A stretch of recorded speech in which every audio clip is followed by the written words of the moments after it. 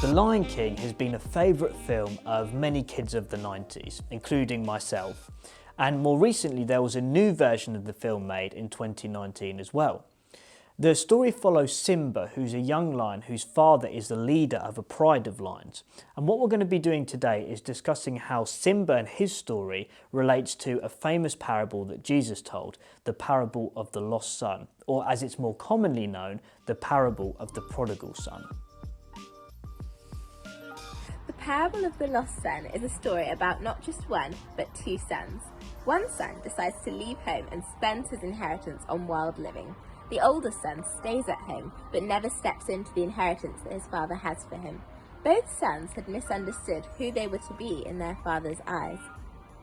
The father gave every opportunity for a good relationship to remain there, and the story ends with one son coming back into relationship with his father.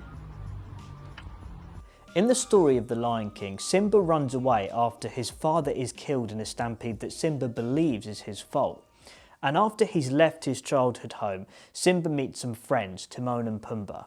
They have their famous catchphrase, Hakuna Matata, which means no worries. And I bet at this point all of you have the song in your head as I've just said that. And interestingly, in the newer film, Timon and Pumbaa are portrayed as these almost like millennial characters of this kind of attitude that we often see in our world today of you do you is advice they give to Simba, and they say how life is meaningless and there's this meaningless line of indifference, and as long as you kind of make yourself happy and don't affect anyone else, then that's totally fine.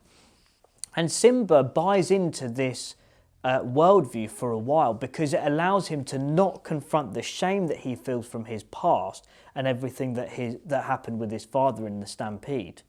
But then an encounter with a childhood friend, Nala, reminds him that he has a purpose and a plan, that actually his life is worth more than just thinking about looking after number one, but actually he has a purpose that is much greater than that.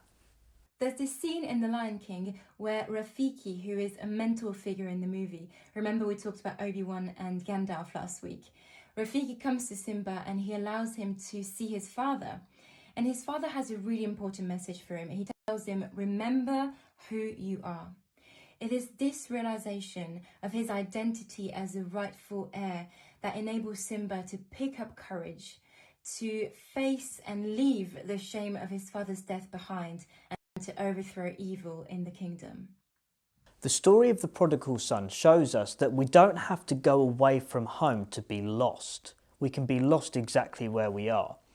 In the story of The Lion King, the character Scar represents someone who has never stepped into the role that was available to him or gone to experience something new for himself. And so he became bitter and resentful. And this built up over many, many years.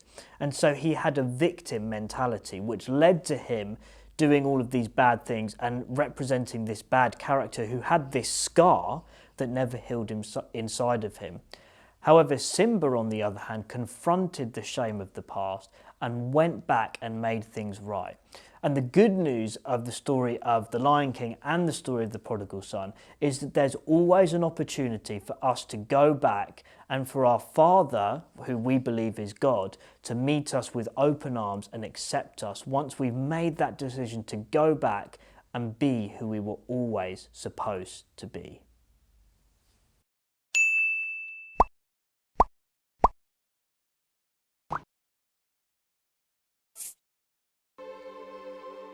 That's not my father. It's just my reflection. No.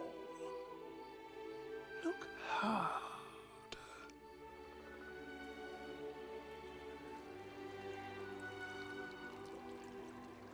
You see, he lives in you. Simba. Father?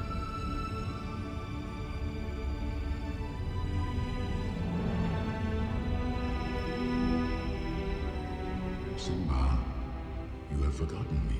No. How could I? You have forgotten who you are, and so forgotten me. Look inside yourself, Simba. You are more than what you have become. You must take your place in the circle of life. How can I go back? I'm not who I used to be. Remember